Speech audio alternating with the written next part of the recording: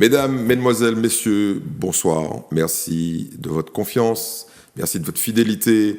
Je suis très heureux de vous retrouver chaque semaine.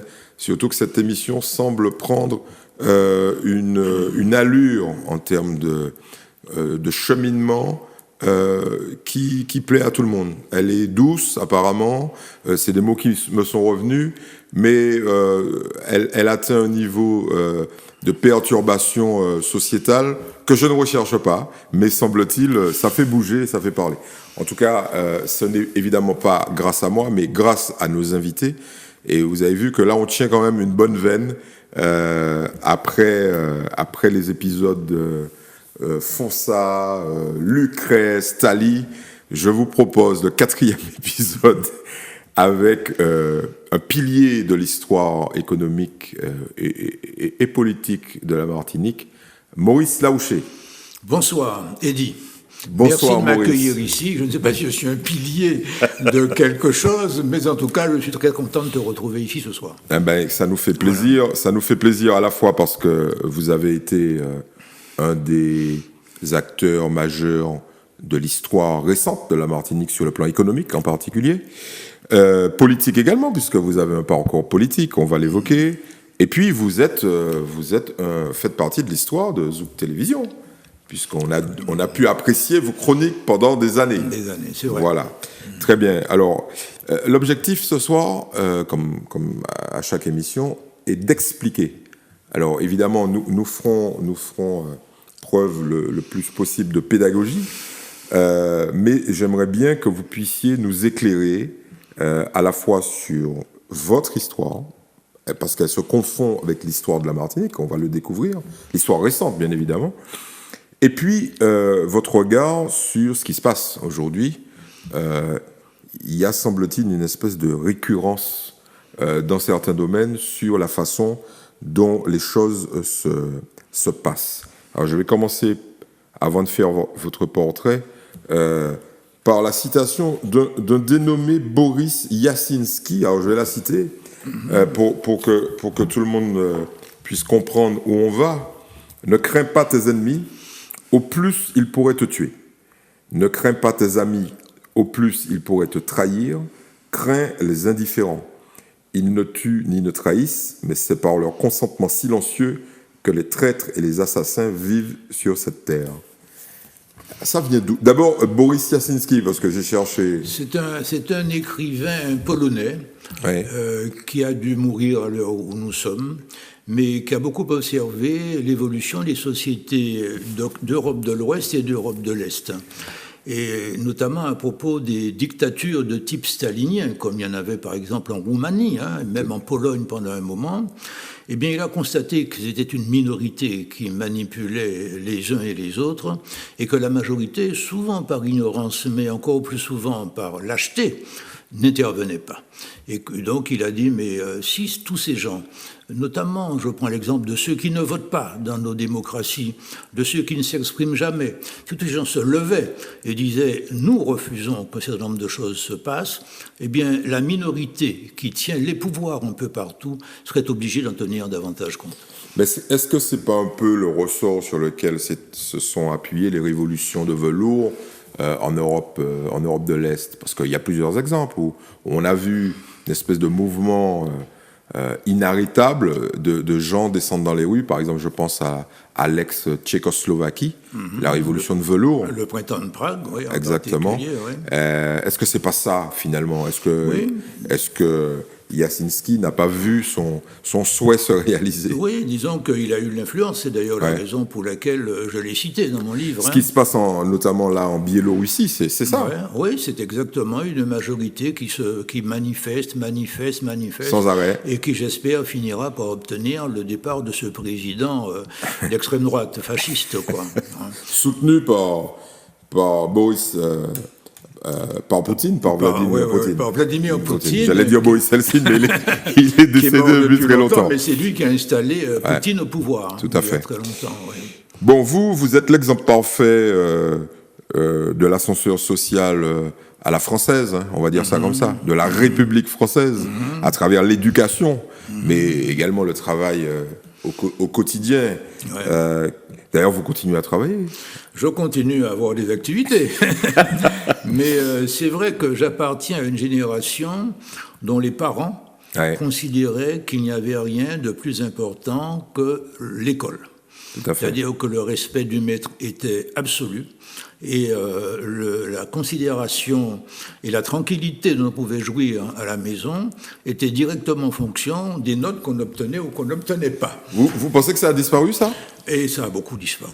Ah, c'est ça le problème. C'est vraiment un problème d'aujourd'hui. Il y a beaucoup de familles dans lesquelles on dit à l'enfant, si tu n'as pas envie d'aller à l'école, tu n'y vas pas. L'école commence à 8h, si tu arrives à 9h, ce n'est pas grave. Il y a d'ailleurs parfois des enseignants qui arrivent à 9h ou à 9h30. J'en parlais il n'y a pas très longtemps avec une principale de collège. Donc l'école n'est plus cette espèce de totem qu'il était à la sortie de la Deuxième Guerre mondiale. Et ça explique bien des choses. Oui, cette notion de méritocratie, parce qu'il s'agit bien de ça. Je travaille fort, dur à l'école et je m'élève dans la hiérarchie sociale. Voilà. Aujourd'hui, c'est fini. Ah, ce n'est pas entièrement fini, heureusement, mais c'est beaucoup moins fort que ça ne l'était il y a quelques années.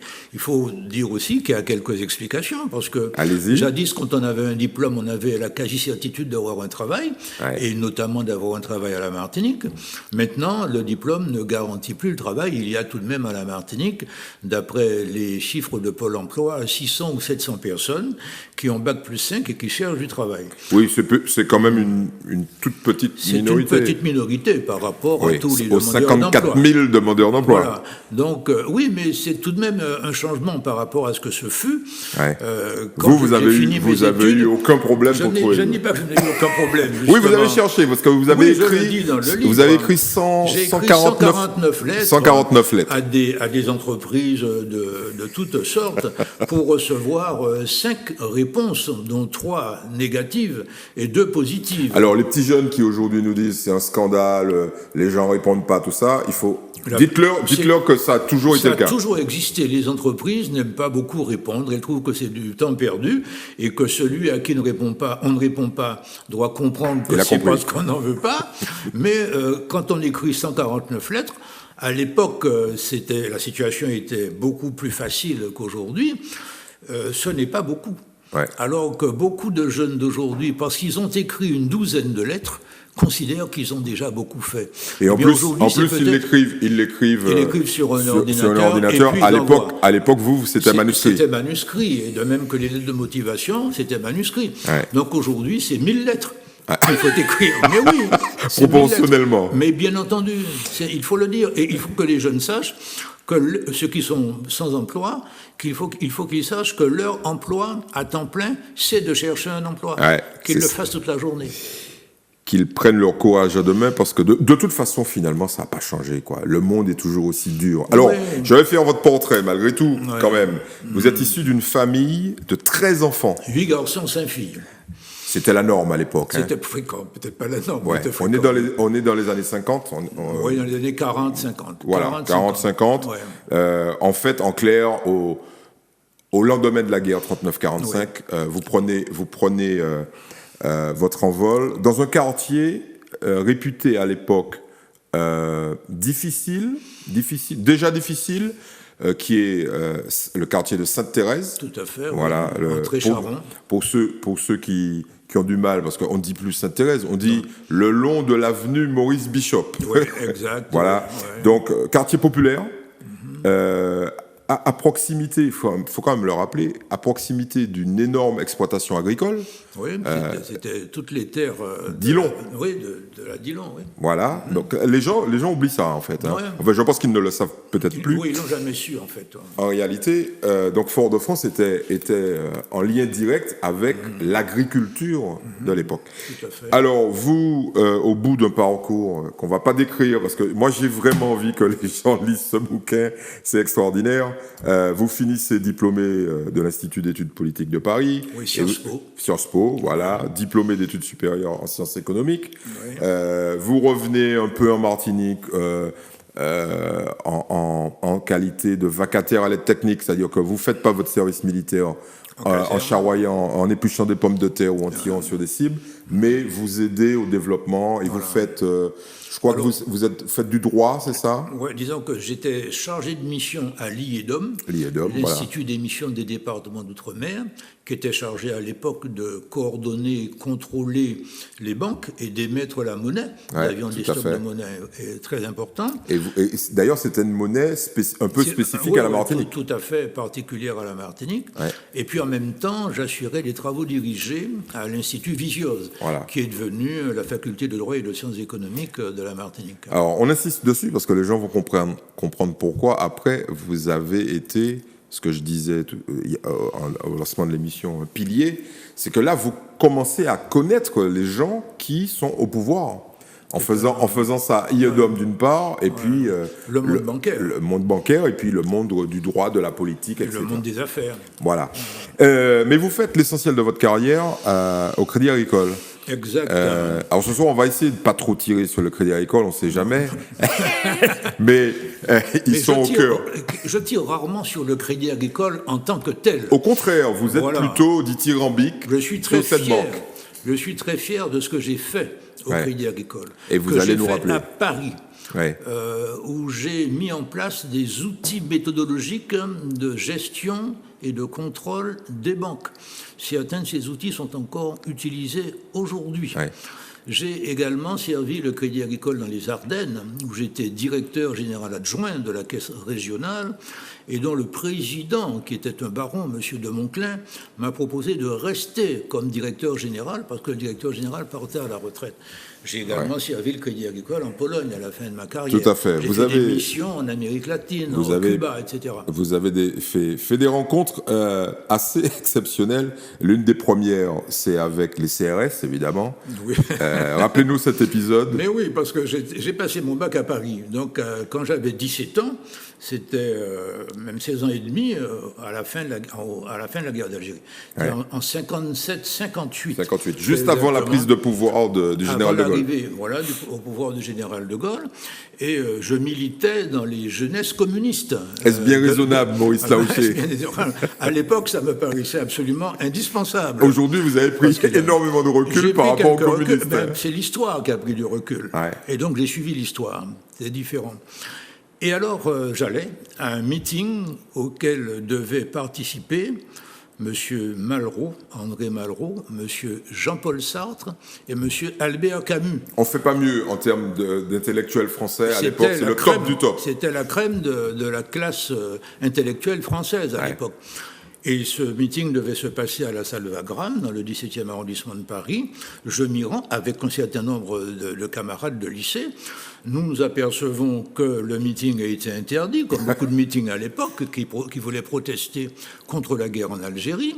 Nous allons avec les camarades prendre un pot dans un café, puis nous restons là 2 heures. Après, nous repassons devant la salle Wagram pour voir très mauvaise idée, si le meeting n'avait quand même pas eu lieu. Là, nous tombons sur un cordon de CRS qui nous demande très gentiment, au demeurant, mais où est-ce que vous allez à cette heure-là? On leur dit, eh bien, on rentre chez nous à cette heure-là. Et ils nous répondent, eh bien, on va vous raccompagner chez vous. Et ils nous font monter dans un panier à salade qui était là, qui nous attendait. Et puis ils nous emmènent dans l'ancien hôpital Beaujon à Paris. Alors là, il y avait une grande cour d'hôpital avec une espèce de parc au milieu, entouré de barbelés, avec des miradors, avec des CRS et avec leurs fusils mitrailleurs. Et nous sommes restés, nous étions un millier, des jeunes Français, des jeunes ultramarins, des étrangers, des Américains. Il y avait notamment des jeunes Américains qui demandaient à parler au consul américain parce qu'ils n'étaient pas contents, évidemment, que quelques années après le débarquement américain, ils soient ainsi traités par les Européens. Bref, et à la fin de cette nuit, vers 6 heures du matin, j'ai été libéré. Mais après un interrogatoire un peu serré quand même. Avant de me laisser partir, eh bien, on m'a fait remplir une fiche très grande. On m'a posé beaucoup de questions papa, grand-papa, maman, grand-maman, etc. Toutes activités possibles et imaginables. Et cette fiche ne m'a jamais lâché. À toutes les étapes de ma carrière, j'ai constaté que j'avais été fiché à 16 ans et demi dès le départ. Rétrospectivement, ça peut-être vous fait penser au Chili de Pinochet, ça, non? Oui, parce mais que pas les stades avec le barbelé. C'est vrai. Malheureusement pour les Chiliens, ça a été bien pire. Bien plus sévère que ça. Heureusement qu'on était dans une démocratie. Oui, qui n'était pas parfaite. Limite en 58 quand même. Oui, c'est vrai, c'était difficile parce qu'il y avait quand même une répression du fait de la guerre d'Algérie et du fait des oppositions qu'il y avait entre un mouvement indépendantiste algérien et un autre mouvement, FLN et MNA. Et j'ai eu à plusieurs reprises un fusil mitrailleur sur la poitrine. On me demandait mes papiers, que je fasse un geste pour prendre mes papiers, et je risquais d'avoir une giclée de fusil mitrailleur dans le corps. Donc il fallait y aller très prudemment. Tout à fait. Les quarts de policiers se promenaient avec les deux portières arrière entrouvertes, et un policier armé visant l'extérieur pour le cas où le cas aurait été attaqué, quoi. Oui, il faut dire que l'époque était un peu tendue, il y avait des attentats à la bombe, il y avait des manifestations, enfin, c'était pas... C'était une période difficile. Notamment pour les étudiants ultramarins. Voilà, exactement. Dont certains étaient très très proches des indépendantistes. Bien entendu. Certains, d'ailleurs, ont déserté. Ils sont allés avec le FLN en Algérie. Tout à fait. Notamment Fanon, qui est parti, Cabor-Masson. Oui, Daniel Boukman également, Whipper, qui ne s'appelait pas Boukman à l'époque, mais il est de ceux-là, tout à fait. Alors bon... Est-ce que j'exagère si je dis que finalement vous êtes d'une famille de surdoués absolus? Parce que quand je les reprends... L'exagération est totale. Oui, c'est ça, ouais.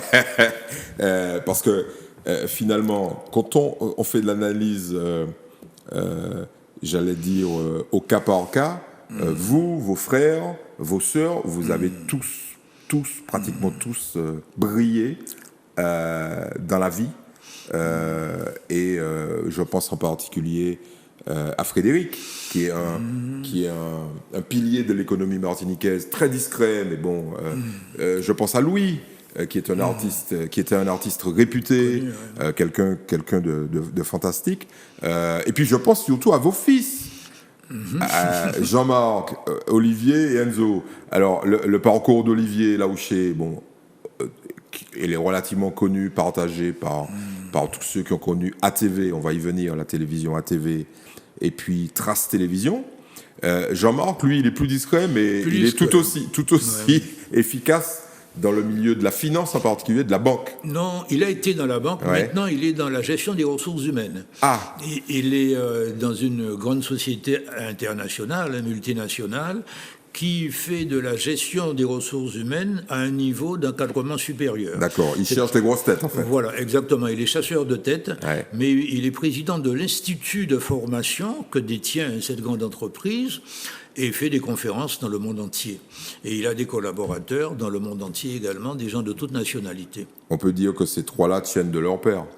Je ne sais pas s'ils tiennent de leur père, mais leur père et leur mère... pas qu'à fait sans ongles.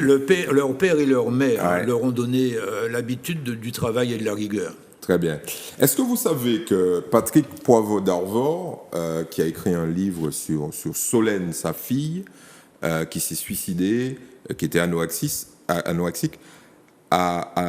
comporte la même citation que la vôtre de Boris Yasinski. Ah bon, ben voilà. Vous voyez je suis très flatté d'avoir les mêmes lectures. Alors, Maurice Laouché, ce bouquin, vos avocats ont déjà beaucoup parlé, qui est sorti, qui a été publié l'année dernière, en 2019. Il a fait couler beaucoup d'encre dans un certain milieu, mais moi je pense qu'aujourd'hui on va élargir un peu le cercle, parce que vous y allez pas de même ordre. Non, si tous les gens que vous citez ici savaient que leur nom figurait dans ce bouquin, à mon avis, ils ne seraient pas contents. Je l'ai fait pour qu'ils ne soient pas contents. Ah, d'accord. C'est bien ce que je pensais. Là, on est dans un bouquin de règlement de compte. Non, mes comptes sont réglés. Ah non. Mes comptes sont réglés après la grève de la faim. On va raconter la grève de la faim, mais clairement, quel est l'objectif de ce bouquin? De dire la vérité. Est-ce que vous seriez capable de dire toute la vérité? Je suis capable de dire toute la vérité que je connais. Oui. Le problème, c'est que, étant sous une tente pendant 27 jours en train de ne pas manger, je ne sais pas tout ce qui s'est passé. Alors, on va remettre tout ça dans le contexte. Et je crois qu'Eddie Marajo sait une partie de la vérité que je ne sais pas moi-même. Mais je ne dirai rien. Je ne dirai rien. Allons remettre ça dans le contexte, parce qu'il y a des gens qui découvrent que Maurice Laouché, qui était un chroniqueur brillantissime de Zouk Télévision, a dormi sous une tente et a fait une grève de la faim. Alors, on va déjà donner les années. Rappelons que tout ça, c'est aux alentours de 2008. 2008, en mai 2008. Voilà. 2008, c'est l'époque où Aimé Césaire est décédé. Voilà. J'étais en grève de la faim au moment où Aimé Césaire est décédé. Tout à fait. Et on va citer, parce qu'il y a des gens qui passent là tous les jours sans le savoir, c'était sur les trottoirs du boulevard Général de Gaulle, à côté du siège du Crédit Agricole. À l'époque, c'était un autre immeuble vétuste, absolument qui a été rebâti. Voilà. Qui a été détruit et complètement rebâti. Alors, si on veut faire l'histoire très rapidement, vous dites, j'ai été le directeur général du Crédit Agricole et on a voulu ma peau. C'est bien ça? Oui.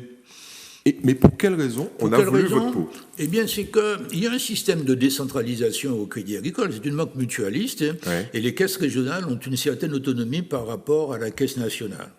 Alors, dans un jeu comme ça, le point d'équilibre est très difficile à déterminer entre les compétences réelles des caisses régionales et les compétences réelles de la caisse nationale. En gros, la caisse nationale laisse les caisses régionales faire des choses qui ne gênent pas, qui sont relativement banales, et la Caisse nationale, parfois, s'approprie un certain nombre de choses faites par les caisses régionales. C'était le cas d'une agence de voyage dans les années 70 qui s'appelait Voyage Conseil. Et puis, quand la Caisse nationale estime qu'une caisse régionale sort un petit peu de l'épure et fait des choses un peu originales, sans nécessairement la consulter, alors les hommes, parce qu'il ne faut pas oublier que derrière ces institutions, il y a des hommes, les hommes qui sont à la Caisse nationale à Paris sont un peu gênés. Alors ça, c'est le cadre, mais l'homme qui gêne a priori la Caisse nationale, c'est vous. Alors, je vais essayer de recadrer tout ça. Vous êtes arrivé au pouvoir, au sommet de la caisse régionale du Crédit Agricole, et puis là, vous vous êtes pris pour Jules César, en fait. C'est ça? Certainement pas. Disons que... Ou Napoléon Bonaparte. Mais je rappelle qu'avant d'arriver au sommet, comme vous dites, j'étais directeur général adjoint. Tout à fait. Et donc, pendant que j'étais directeur général adjoint, c'était dans les années 74-78, j'ai organisé une conférence, la conférence de l'agriculture. C'est-à-dire, avant de devenir le patron, j'étais le vice-patron en quelque sorte, et j'ai organisé avec la Chambre d'agriculture et avec la Fédération des syndicats d'exploitants agricoles, une réflexion approfondie sur les problèmes de l'agriculture. C'est important, il y a très longtemps de ça, c'était en 1976. Mais c'est des années fondamentales de l'histoire moderne de la Martinique. Absolument, parce que si nous n'avions pas fait cette conférence, alors ce n'est pas la conférence elle-même, mais si nous n'avions pas pris un certain nombre de décisions à l'occasion de cette conférence, il n'y aurait pratiquement plus d'agriculture à la Martinique et plus d'agriculteurs. Parce que finalement, le Crédit Agricole, à cette époque, était réellement la banque des agriculteurs. Tout à fait. Il y a eu d'ailleurs des présidents du Crédit Agricole qui étaient issus directement du milieu agricole. Totalement, c'était la tradition. C'était la tradition. Et puis surtout, vous étiez probablement l'un des... Quand je dis vous, c'est le Crédit Agricole. Vous étiez... Le Crédit Agricole de l'époque était probablement l'un des principaux propriétaires terriens, puisqu'il avait potentiellement saisi les terres de beaucoup de gens qui étaient en faillite. Oui, non, nous n'avions pas un... non, oui, c'est un élément important dont personne ne parle. Dont personne ne parle, mais disons que nous avons fait ça.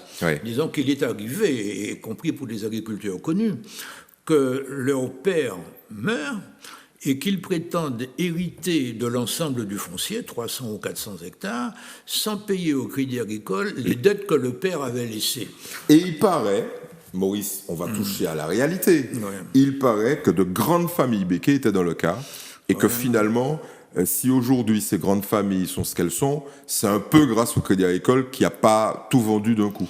Non, je ne dirais pas ça. Non, je ne dirais pas ça. Oui, vous ne voulez pas tout dire. Non, je ne dis pas. Non, mais il faut savoir. Il y a des gens qui le disent. Il y a des gens qui le disent, mais c'est pas parce qu'ils le disent que c'est vrai. Alors, ce qui s'est passé, et beaucoup de grands propriétaires fonciers m'en ont beaucoup voulu, notamment les Becquet, qui sont encore aujourd'hui les principaux propriétaires fonciers. 54% de l'agriculture. Du foncier, exactement. Du foncier agricole. Hein. Oui, mais qui convertissent progressivement le foncier agricole en foncier urbain. Et là, la valeur augmente évidemment beaucoup.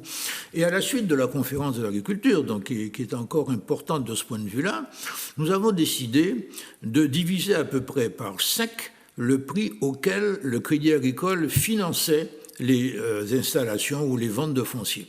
C'est-à-dire que, alors que sur le marché, le foncier était vendu autour de 10 000 francs, mettons parlons en francs de l'époque, nous avons dit au Crédit Agricole, eh bien nos prêts ne vont pas dépasser 2 000 francs. Ce qui a pesé énormément sur le prix du foncier et donc sur la richesse des propriétaires fonciers. Et je crois que cette règle est encore en application. En fait, vous avez commencé là déjà à vous faire des ennemis. Oui, et de sérieux ennemis. D'ailleurs, pendant la conférence, le président de la Chambre d'agriculture de l'époque est venu me voir. On va rappeler son nom. Non, allez-y. Il est venu me voir, c'était mon ami Marcel Fabre. Voilà, Marcel Fabre. Nous sommes devenus amis après. Oui, parce que Marcel Fabre, rappelons-le, est devenu le président du Crédit Agricole. Non, il était vice-président du Crédit Agricole. Quand je dis président, je mets des guillemets. Nous organisions la conférence, il était vice-président. Je mets des guillemets parce qu'il avait un poids considérable. Il avait une importance considérable et il était président de la Chambre d'agriculture. Tout à fait. Président de la SICABAM. Exactement. Il est venu me voir pour me dire, mais cette conférence, vous l'avez organisée contre les dirigeants de la profession. J'ai dit non, je l'ai organisée pour le progrès de la profession. Et c'est ça la réalité. Ouais. Mais donc on coche déjà Marcel Fabre, à l'époque, qui n'est pas content que vous preniez l'initiative. Surtout que vous n'êtes pas le directeur général. Non, justement, je n'étais que le numéro 2. Et mon problème, c'était de faire passer des mesures qui ne pouvaient pas ne pas déplaire à mon deuxième vice-président, alors qu'il fallait les faire passer. Autrement dit, s'il avait convaincu le conseil d'administration que je devais être lourdé, être viré, j'étais viré. Je jouais mon emploi, il faut le dire, quoi. Mais il a eu l'élégance de reconnaître que ce que je faisais était bon pour la Martinique à long terme. Bon, ça c'est déjà une première entorse aux règles de bonne conduite, parce qu'à l'époque, il fallait filer droit quand même. Oui, ça ne se faisait pas. Oui, et puis on est dans des années difficiles. Il y a 74, la Martinique... Je suis arrivé à la Martinique en février 74. C'est incroyable. En février vous ne pouviez 74. Pas plus mal tomber. Ah ouais, et j'ai vu les défilés, boulevard Général de Gaulle, où mon bureau était à l'époque, des syndicalistes qui protestaient contre les événements de Chalvette. Est-ce que votre fibre progressiste, voire mondialiste de l'époque, existait encore en 74 ? Totalement. Ça existait déjà chez moi, mais ça existait aussi chez un certain nombre de personnes. Disons qu'il fallait, et encore aujourd'hui, il faut penser global et agir local. Ah oui, ça c'est... Ça c'est clair, c'est peut-être un peu banal de dire cela. C'est la tarte à la crème, mais ça reste vrai. Okay. C'est le problème de la culture. Il faut savoir ce qui se passe un peu dans le monde entier. On va essayer de le savoir, aucun de nous n'a toutes les informations.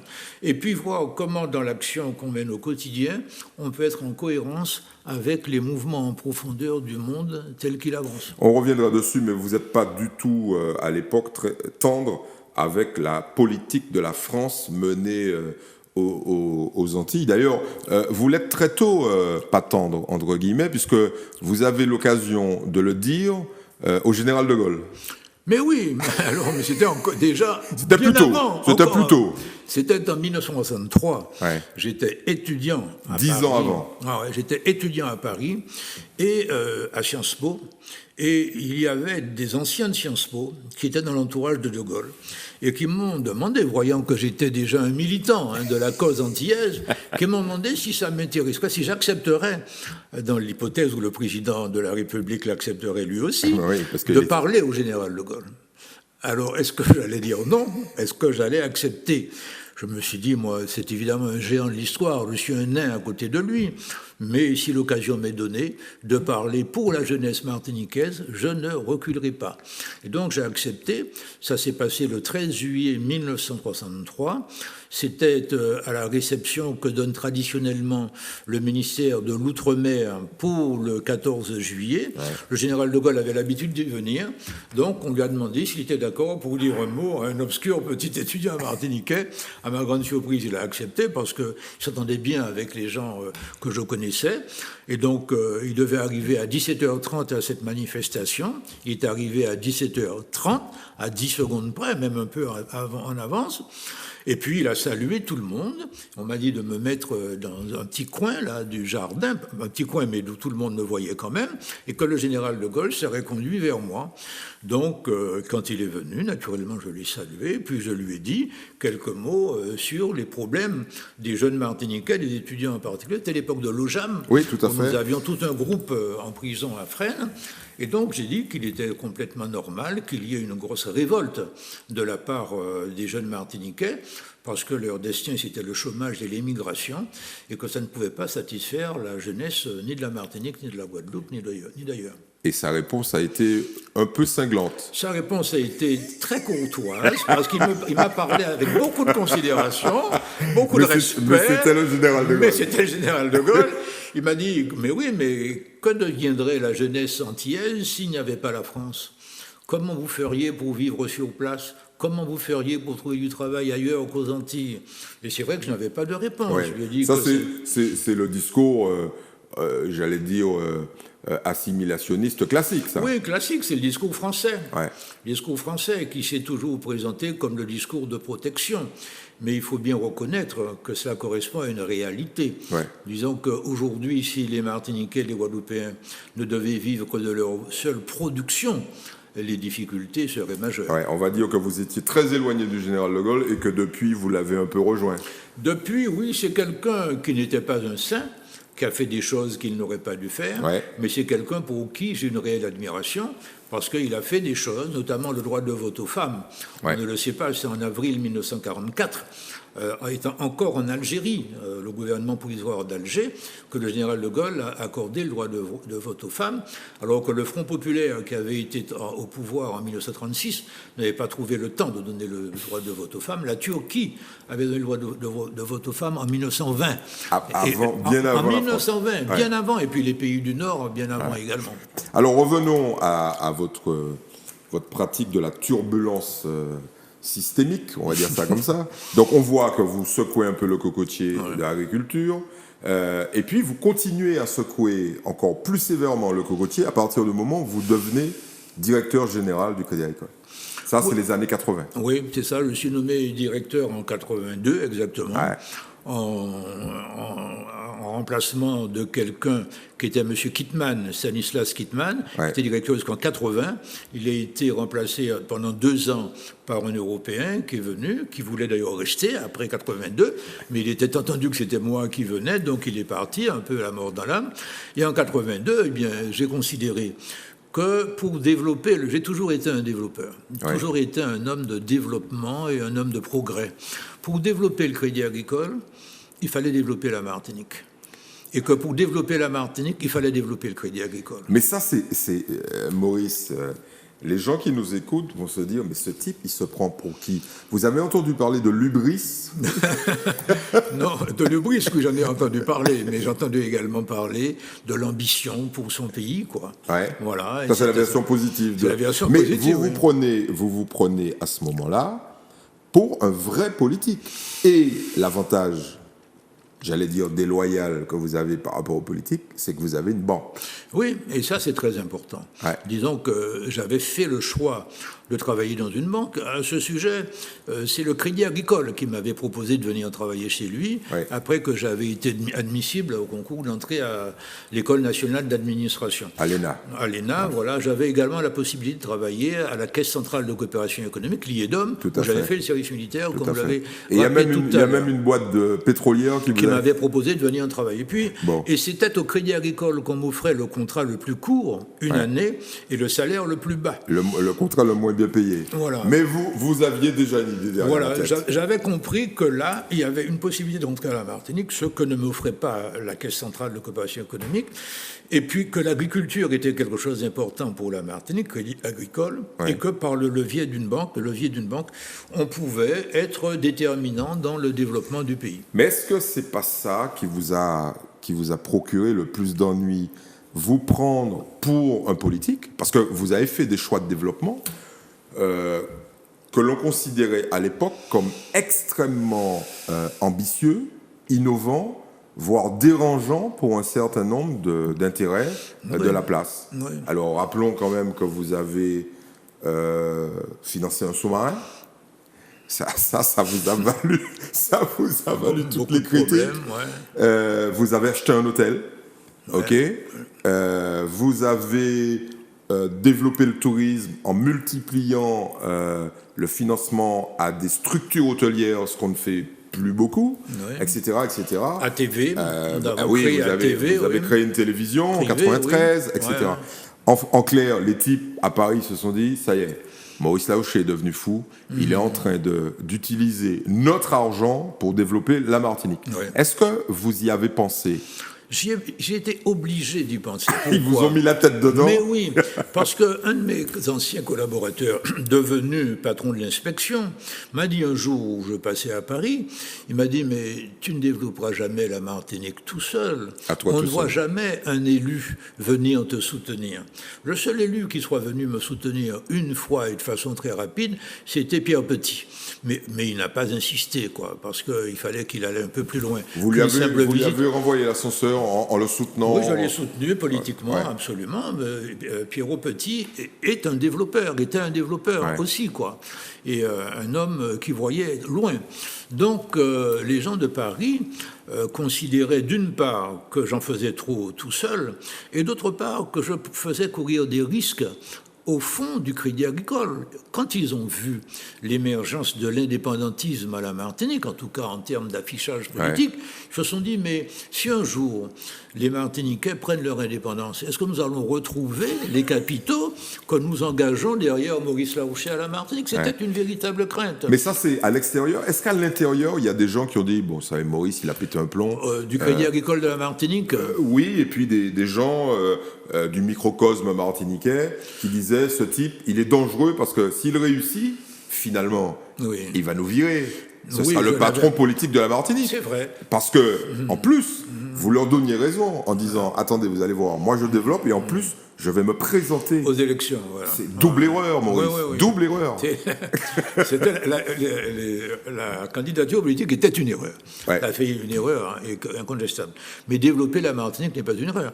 Beaucoup de mes collègues dans l'Hexagone faisaient la même chose, notamment en Bretagne. Le développement de la Bretagne dans les années 70-80 est largement dû aux caisses régionales du Crédit Agricole, du Finistère, d'Ille-et-Vilaine, du Morbihan, etc. Ce sont des actions menées par des collègues et qui ont assez paradoxalement, enfin pas assez paradoxalement, de manière assez compréhensible, eu le même type de problème que moi. Avec Paris.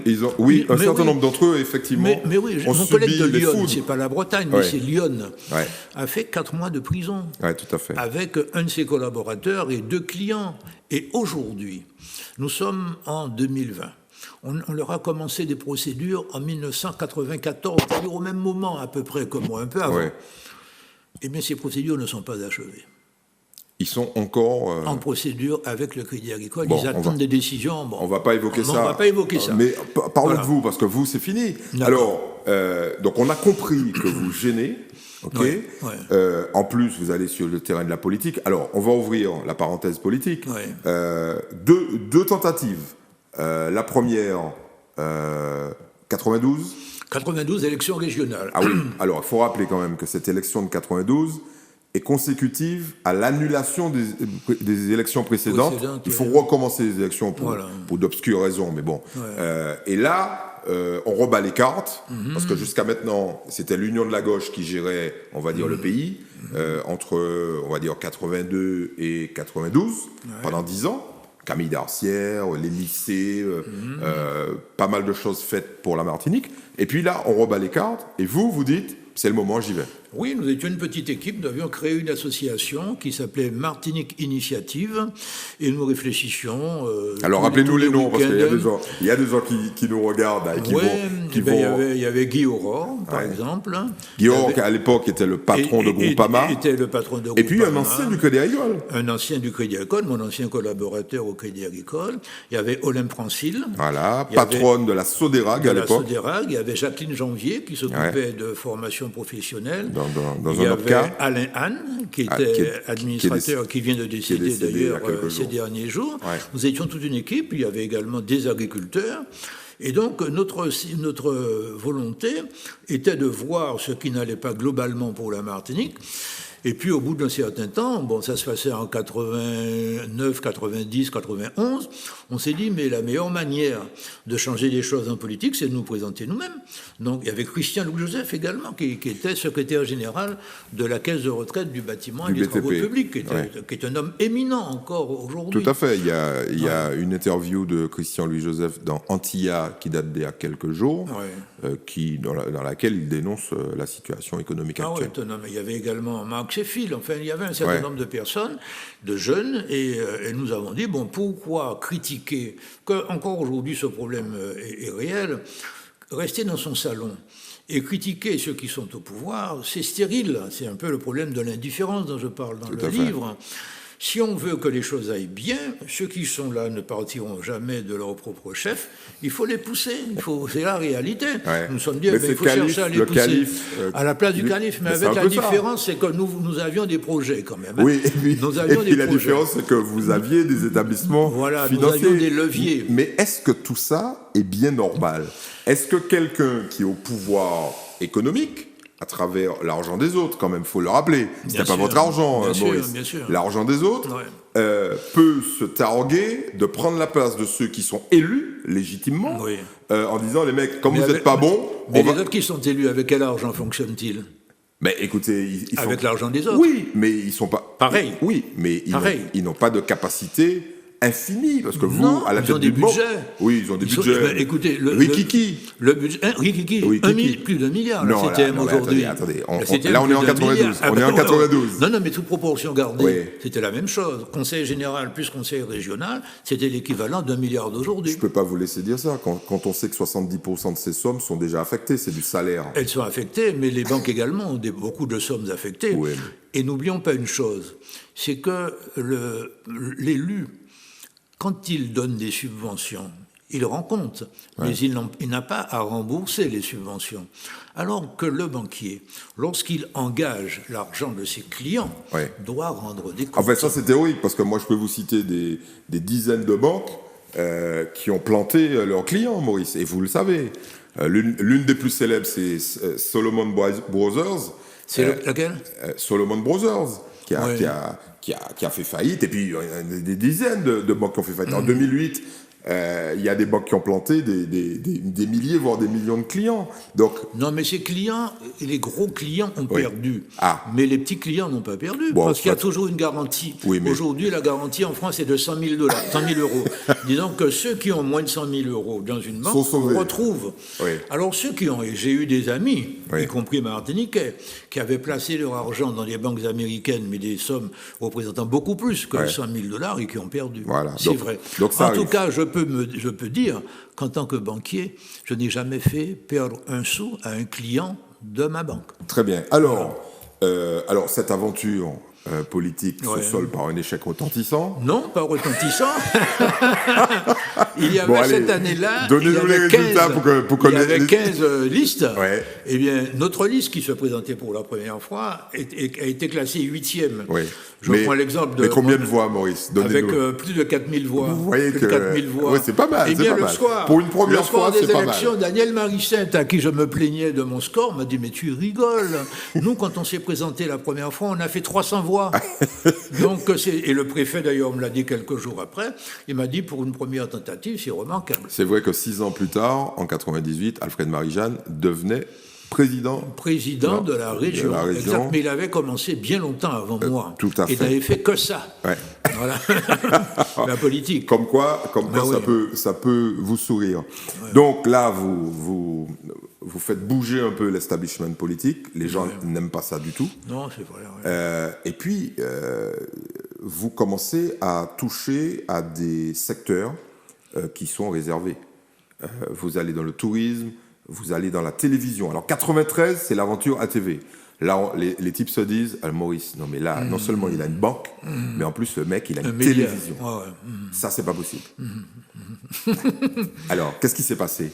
Mais ce qui s'est passé, c'est qu'on avait constaté, nous tous, que l'information était uniquement, en tout cas la télé, entre les mains de l'administration. Et que la manière dont les Martiniquais se voyaient à la télé n'exprimait pas l'exacte vérité. Donc le CSA de l'époque a dit « Nous allons lancer un appel d'offres pour qu'il y ait en Guadeloupe et en Martinique une télé privée. » Tout à fait. Dans un premier temps, ça devait être une télé cryptée, sur laquelle Roland, mon frère, s'était positionné. Alors cryptée, pour les gens qui nous écoutent, c'est une télé qui ne serait payante, qu'accessible à ceux qui payent qui un abonnement. cotisent. Voilà, comme Canal+, par exemple. Voilà. Et le CSA n'a pas respecté son propre engagement. C'est-à-dire heureusement pour vous. Mais je ne sais pas. En tout cas, nous, il a fallu que nous nous battions, et c'était un combat très difficile, extrêmement difficile, qui a laissé des traces jusqu'à aujourd'hui. Mais le CSA avait dit il y aura une télévision pour les 2 îles. Et puis, en finale de compte, il a accordé à une autre télévision, qui était TCI, le marché des 2 îles, et à ATV uniquement le marché de la Martinique. Alors rappelons que TCI était une filiale du groupe RCI. Voilà, le groupe RCI. Qui n'a pas tenu. C'était une façon de nous condamner. Mais finalement, c'est eux qui ont coulé. Voilà, eux n'ont jamais pris pied en Guadeloupe. Et ils ont coulé, alors qu'ATV a eu combien de difficultés, mais ATV existe encore. Tout à fait. Et ça, c'est très important pour moi, un ancien banquier, de constater que des investissements auxquels j'avais participé, dans lesquels j'avais pris un rôle relativement important, demeurent. Même si leur destination a changé. Mais je prends l'exemple de l'hôtel La Batelière. C'est un hôtel c'était l'investissement le plus important et de très loin. Regardez ce qu'est devenu le Méridien. Regardez ce qu'est devenu le Diamond Rock. La Batelière suivait exactement le même chemin. Si nous n'étions pas intervenus au Crédit Agricole, la Batelière disparaissait. Aujourd'hui, la Batelière rend service. Alors, il y a des articles de la presse nationale qui indiquent à l'époque que l'homme le plus puissant de Martinique s'appelle Maurice Laouché. Oui, les journalistes exagèrent. Oui, mais bon, partout où on allait, donc en politique, dans l'économie, et même dans les médias, vous voyez qu'on retrouve la trace de Maurice Laouché. Bon, et ça, évidemment, dans ce petit pays, ça fait pas plaisir. Ça ne pardonne pas. Alors, comment les ennuis ont-ils commencé ? Les ennuis ont commencé par une inspection de 92. Des anciens collègues à moi sont venus. Ils sont venus. C'était vos potes en plus, hein ? Oui, c'était mes potes, oui, mais jaloux. Alors, attendez, je vais la reciter. Ne crains pas tes amis, au plus ils pourraient te trahir. Voilà. C'était mes potes. Ils ont vu qu'à la Martinique, j'avais des décorations que eux cherchaient à avoir et qu'ils n'obtenaient pas. Ils sont venus et puis ils ont épluché tous les dossiers et ça les a effrayés, vraiment. Par exemple, pour ATV, le chef de l'inspection vient dans mon bureau pendant l'inspection et dit « Mais il paraît que vous financez une télé pirate. » J'ai dit « Moi, la caisse régionale ne se serait jamais lancée dans le financement d'une télé pirate. » Alors il me demande, mais qui est-ce qui vous a autorisé à participer, à ouvrir cette télé ? Je dis, mais qui est-ce qui autorise les ouvertures de télé en France ? C'est le CSA. Il me dit, donc c'est le CSA que vous... Mais oui. Il me dit, alors vous êtes allé à Paris pour implicitement, vous ne nous avez pas contactés. Alors je lui ai répondu, et c'est ça qui a été vraiment pour lui sidérant. Tu dis non, moi je ne suis pas allé, c'est un de mes collaborateurs qui est allé, et nous avons obtenu l'autorisation. Pour lui, c'était tellement énorme une télé qu'il n'était pas envisageable que moi, le directeur général, je n'aille pas défendre le dossier. Et en lui disant que j'avais des collaborateurs plus compétent que moi sur ce dossier et qui était allé à ma place, ça le mettait dans une difficulté majeure. Oh, surtout qu'il s'imaginait que ça n'allait pas s'arrêter parce que vous aviez fait des petits. Et oui, c'est-à-dire qu'un certain nombre d'autres investissements, il y avait une cohérence. Lorsque nous avons financé le sous-marin de la baie de Saint-Pierre et acheté l'hôtel de la Batelière, il y avait une complémentarité. Et ça aurait été le levier de l'économie touristique de la Martinique que de faire venir le sous-marin, bien qu'il n'ait fonctionné qu'à peine 2 ans, était connu au Japon. Oui. Des années après, des touristes japonais venant à Saint-Pierre demandaient le sous-marin de la baie de Saint-Pierre. C'était le seul investissement véritablement innovant à avoir été réalisé à la Martinique dans le monde du tourisme. Oui, ça les gens vous font crédit de ça. Quand je dis les gens, c'est les gens sérieux de l'économie disent cette volonté, ce volontarisme financier, finalement. Et économique. Et politique. Oui, politique aussi, au sens large. Et le seul capable de faire bouger les choses. Alors là, on parle des ennuis. Donc, inspection, et puis après ? Alors, l'inspection voit tous ces dossiers et considère que ce sont des dossiers qui sont trop gros pour le Crédit Agricole de la Martinique et décide immédiatement que pour tous les grands dossiers, dès 92, les décisions devaient être prises par Paris. Donc là, on vous retire le chéquier, en fait. Pratiquement. On me retire le chéquier. C'est-à-dire, on retire au comité des prêts. Ouais. Parce que je ne prenais jamais de décision, sauf pour les petits dossiers. Ouais. Mais tous ces gros dossiers-là ont été examinés des dizaines de fois. Mais Maurice, au comité qui des prêts et en Mais conseil d'administration. Très objectivement, on a face à nous quelqu'un de brillant, quelqu'un dont l'autorité ne peut pas être mise en cause. Qui est-ce qui aurait pu vous dire non à l'époque ? Je parle de la Martinique. Non, mais ils ne m'ont pas dit non parce qu'ils me suivaient aveuglément. Ah ouais. Ils m'ont dit non parce qu'ils ont compris que c'était l'intérêt de la Martinique et de la caisse régionale. Dans le même temps, je développais la caisse régionale. Nous développions la caisse régionale. Ouais, vous étiez... Et dans ce temps-là, la caisse est devenue la première banque de la Martinique. Le premier terminal de paiement électronique, les petits lecteurs de cartes que vous utilisez tous les jours, Ouais. a été installé à la Martinique par le Crédit Agricole. Le premier distributeur automatique de billets a été installé boulevard Général de Gaulle par le Crédit Agricole. Les premières tarifications, je n'ose pas trop le dire parce qu'elles coûtent tellement cher aujourd'hui, les tarifications, que je n'ose pas le dire, mais les premières tarifications des comptes bancaires, Ouais. des clients sur leurs dépôts, sur leurs comptes simplement, ont été au niveau national mise en place par le Crédit Agricole de la Martinique. C'est vous qui êtes à l'origine des frais que nous payons tous les jours. Oui, mais qui permet aux banques de tenir et de rendre service. Heureusement. Si le gouvernement n'avait pas eu les banques, là, ces jours-ci, avec le coronavirus, et j'ai été interrogé par un média il y a quelques mois, tout à fait au début de la crise, le journaliste m'a dit, mais comment résoudre ce problème ? Je lui ai dit, mais c'est les banques. Il n'y a pas d'autre solution que les banques. Et 10 jours après, le gouvernement décidait de faire appel aux banques. À travers le prêt garanti. Le PGE, prêt garanti par l'État. Bon. Donc, ils prennent le contrôle. Donc, ils vous enlèvent le chéquier. Voilà, exactement. Mais ce qui est assez remarquable dans cette histoire, c'est que ça ne va pas s'arrêter là. Parce qu'ils auraient pu vous dire, bon, Maurice, écoute, calme-toi, on t'enlève le chéquier, tu gères ça à la papa, et puis, mais ça a été plus loin. Oui, disons qu'ils ont géré, avec notamment Pierre-Yves Vacances. Ouais. Notamment Pierre-Yves Vacances qui a repris la gestion et qui après s'est retiré, mais ça a été son marchepied pour s'installer à la Martinique et en Guadeloupe. Et puis ils s'aperçoivent en 95-96, c'est-à-dire 4 ans après que je n'ai plus pris la moindre décision, qu'ils ont mené tous les dossiers à la catastrophe. Ouais. J'étais en Pologne à l'époque, où, à leur demande, je conseillais un groupe bancaire. Alors polonais. attendez, on a loupé un épisode. Ils vous sortent malgré tout de la direction générale. Voilà, en 95. Ouais, là, c'est une sanction. Oui, disons que c'est une sanction que j'ai acceptée volontairement, parce que j'étais excédé des interventions quotidiennes de la Caisse nationale. Donc j'étais encore ancien administrateur financier, que j'avais passé bien avant le concours d'administrateur financier de la Caisse nationale auquel j'avais été reçu premier. Et donc nous avons négocié. Ils m'ont dit, il ne faut pas que tu restes là. J'ai dit oui, mais à condition de ne pas aller faire n'importe quoi. Et ce qui m'intéressait, c'était l'international. Ouais. Donc, je suis rentré à Paris, où j'ai retrouvé un poste comme adjoint du patron de l'inspection générale. Et là, j'ai travaillé notamment sur les problèmes d'audit stratégique bancaire, avec des outils, encore une fois, qui sont encore en utilisation.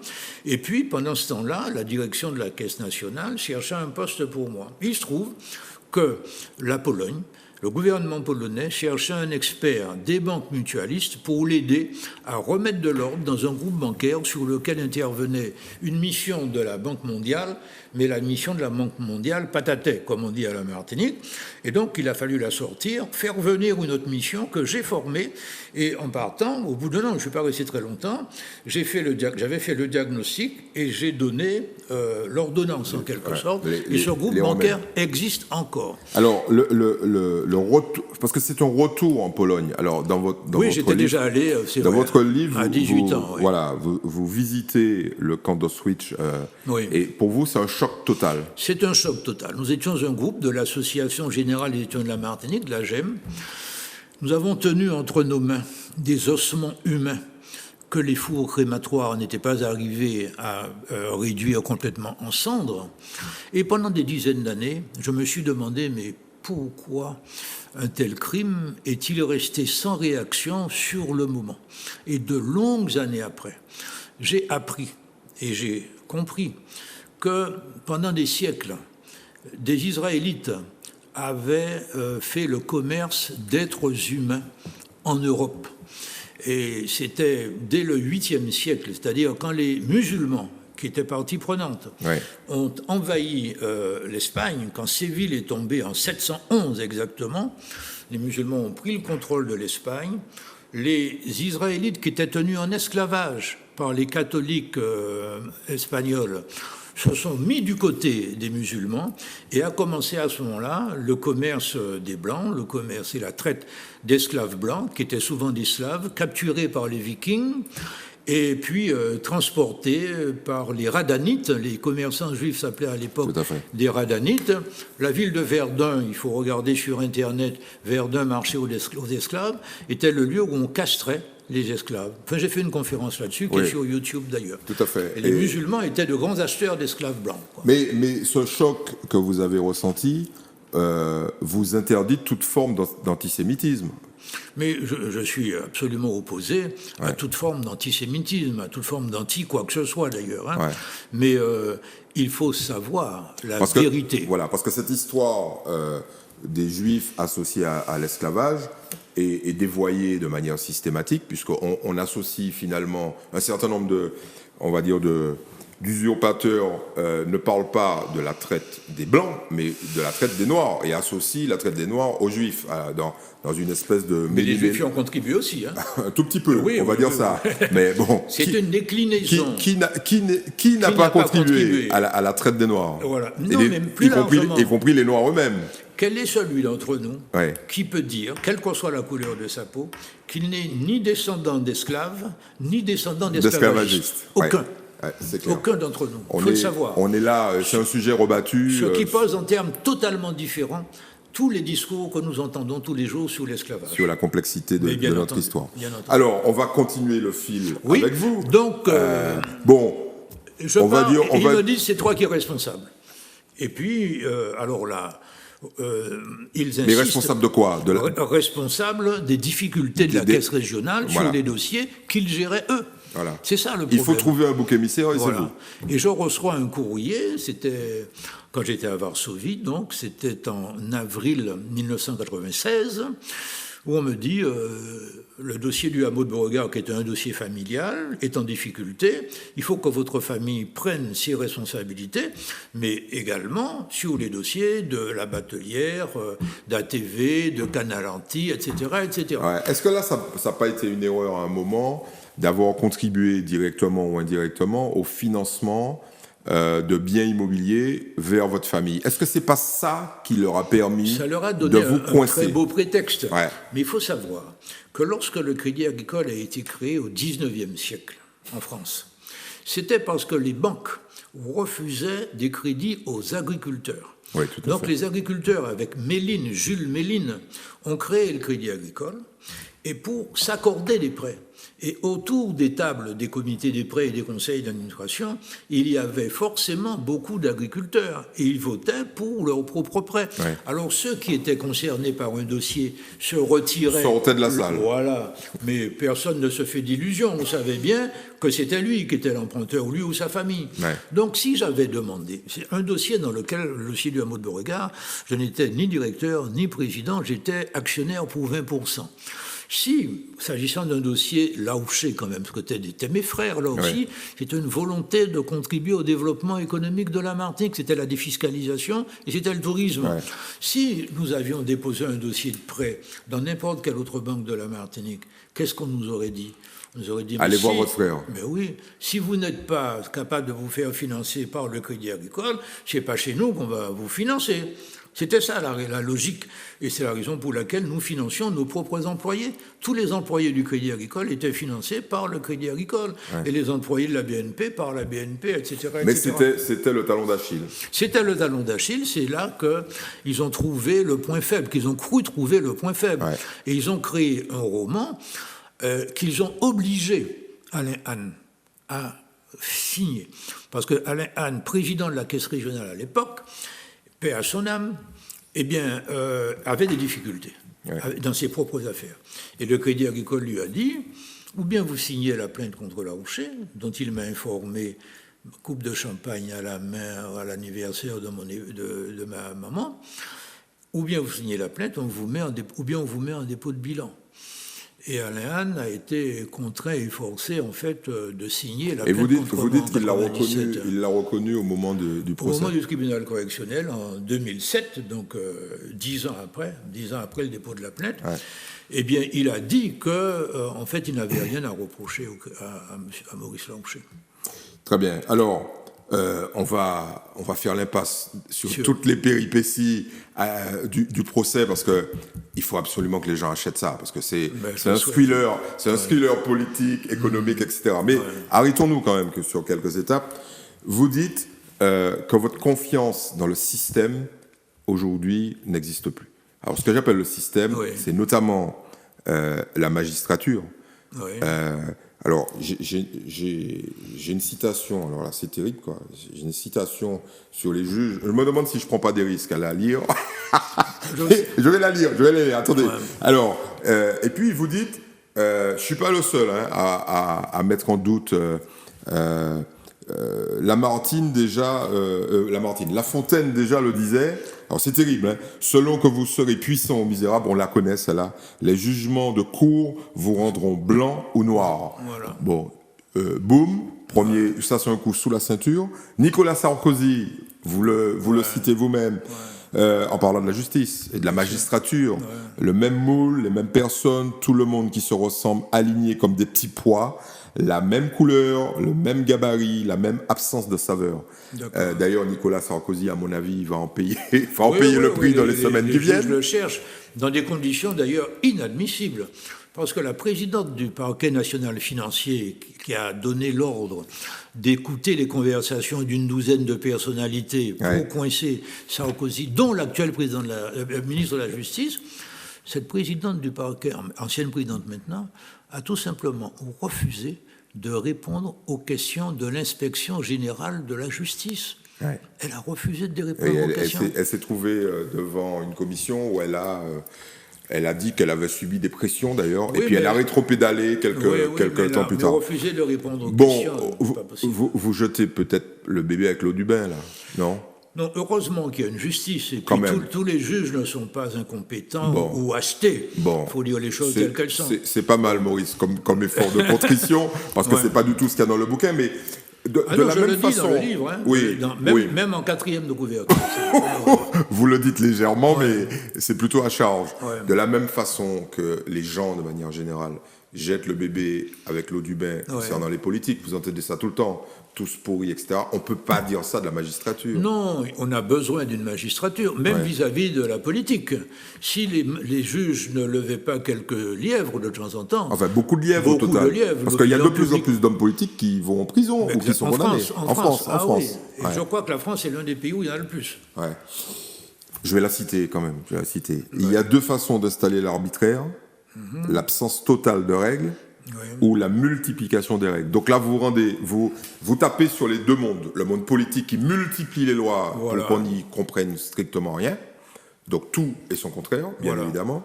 Et puis, parfois, le fait de bafouer totalement les règles. Est-ce que vous vous considérez comme victime du système? Je n'aime pas le mot de victime, la victimisation. C'est ça. Mais je dis que j'ai été dans le collimateur du système à un moment donné, que le système m'a tiré dessus.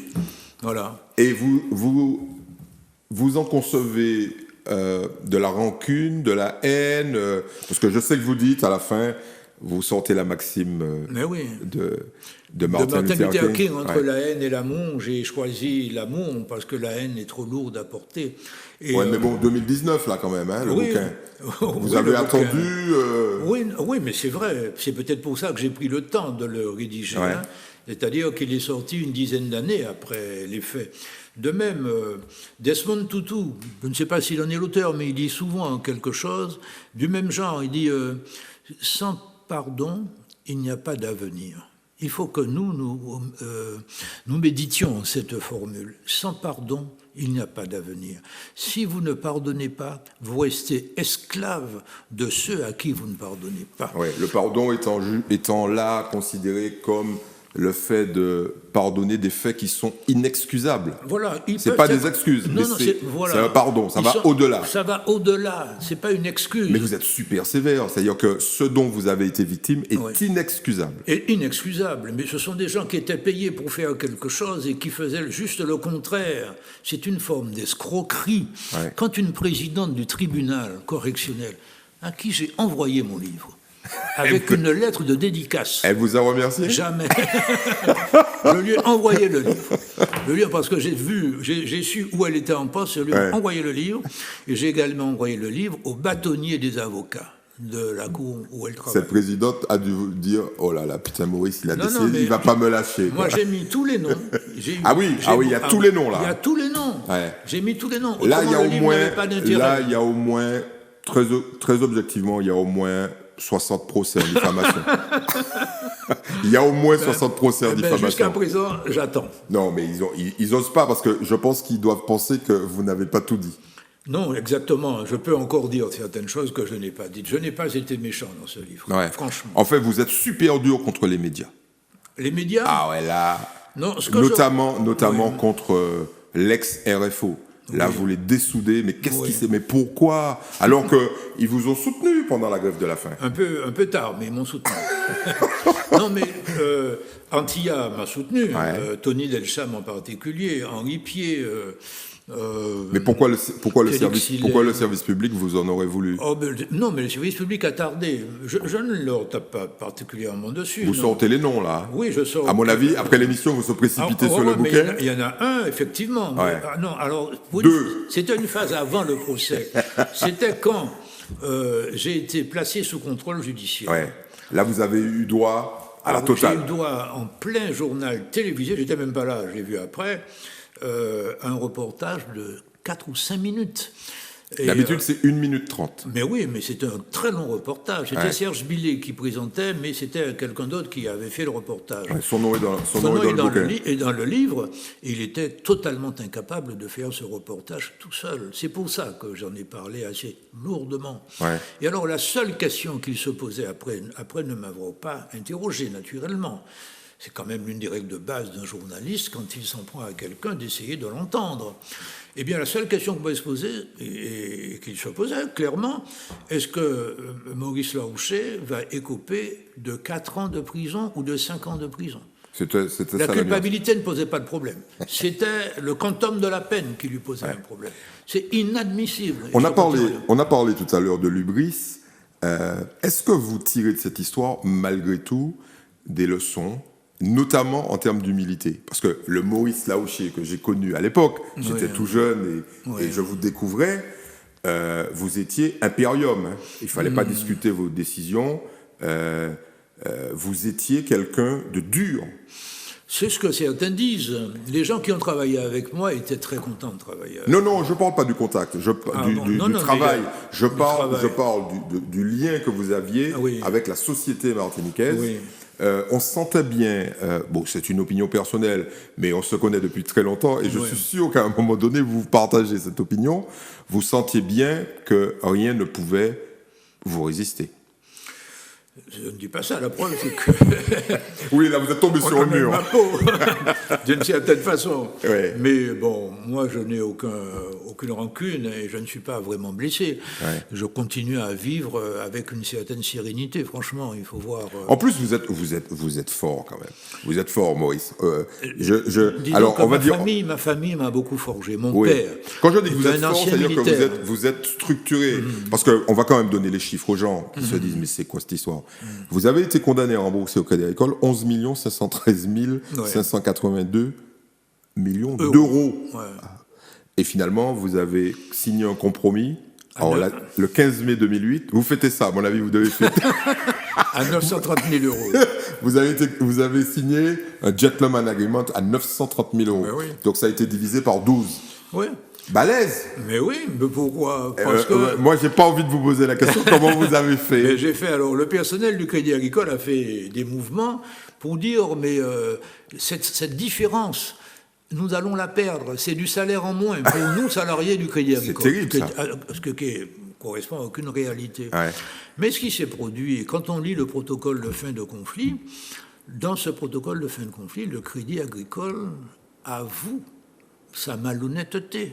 Vous êtes sûr? Parce que cette émission, à mon avis, on va avoir droit au... Non, mais c'est la réalité. Donc, de toute façon, c'est dans le bouquin. C'est dans le bouquin. Et puis, il y a encore des témoins vivants. Et puis, j'ai des documents. Hein. Ouais. Je n'ai pas tout détruit. Hein. Ouais. Donc, pendant le tribunal... Mais vous n'êtes pas tenu par une clause de confidentialité sur le protocole? Ça ne figure pas. Ils ont oublié ça. Parce que théoriquement, quand on signe un gentleman agreement comme ça, on ne s'exprime pas dans la presse après. On ne règle pas ses comptes après. Il n'y a rien de tel dans le protocole de fin de conflit. Ce pas des Américains qui ont rédigé. C'est pas des Américains qui ont rédigé ça. Non, c'est pas les Américains, c'est les Français. Vous auriez été tenu de me taire. Ben oui. Et là, vous vous taisez pas. Non, je ne me vous gagnez, parce que vous gagnez finalement. Et en plus, vous tirez sur le Crédit Agricole. C'est pas sympa. Non, mais je pense que j'ai le devoir de protéger les autres aussi. Parce que je n'ai jamais considéré dans ma carrière que seul mon sort importait. Ça peut paraître prétentieux de dire ça, mais quand le Crédit Agricole, pour que je ne lui verse que 930 000 euros, accepte de lever les hypothèques qu'il avait sur un certain nombre d'appartements du hameau de Beauregard, alors que pendant tout le procès, il a dit qu'il n'avait pas d'hypothèque, qu'il n'avait pas de garantie, et que c'est pour ça qu'il me poursuivait. Et que dans le protocole, il dit « mais je lève les garanties pour que vous puissiez me payer 930 000 euros ». C'est quand même très grave. C'est un aveu d'escroquerie au jugement. J'ai fait un recours en grâce. Le président Sarkozy... Oui, il avait dit de toute façon... Il a dit « moi, je suis président de la République, je ne suis pas roi. Ouais. La grâce relève du roi, donc j'envoie au ministère de la Justice. » Ah, c'est raté. L'esprit de corps a joué, je n'ai pas été... Bon, finalement, vous vous en sortez bien, parce que pour pouvoir payer les 930 000 euros, vous vendez des appartements. Oui, mais vous vendez des appartements qui ont été achetés... Qui étaient hypothéqués. Oui, non, mais qui ont été achetés avec... Enfin, qui ont été construits avec des prêts du Crédit Agricole. Avec des prêts du Crédit Agricole. C'est pas mal, quand même. Mais qui avaient une valeur très supérieure à la valeur des prêts. Ouais, mais c'est mal tombé parce que vous avez vendu ça en 2008 et boum.